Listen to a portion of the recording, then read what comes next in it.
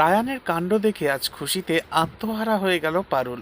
হ্যাঁ বন্ধুরা, নতুন পর্বতে দেখতে পাওয়া যায় রায়ান আজ পারুলকে কথা দিয়েছে সে জিতবেই।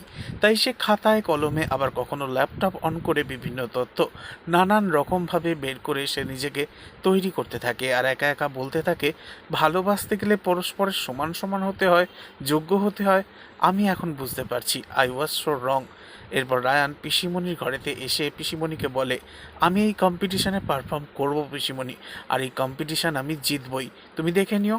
তবে আড়ালে দাঁড়িয়ে রায়ানের মনে এই অসম্ভব জেদ দেখে পারুল রুকু দিদিকে বলতে থাকে, একবার যখন ও উঠে পড়ে লেগেছে না, আমার বিশ্বাস ও তখন ঠিক জিতবেই জিতবে। এরপর রায়ান ঘরেতে প্র্যাকটিস করতে থাকলে হঠাৎই পারুল আড়াল থেকে দেখে, এরপর রায়ানের জন্য নিজে থেকে কফি বানিয়ে এনে রায়ানকে কফি কাপ তুলে দেয়। আর রায়ান তো ভীষণ খুশি হয়ে পারুলের দিকে অবাক হয়ে তাকিয়ে থাকে। তবে শেষ পর্যন্ত দেখা যাবে রায়ান এই প্রতিযোগিতায় সফল হয়েছে। তাই নেক্সট আপডেট জানতে এক্ষুনি সাবস্ক্রাইব করে আমাদের সাথেই থাকুন। ধন্যবাদ।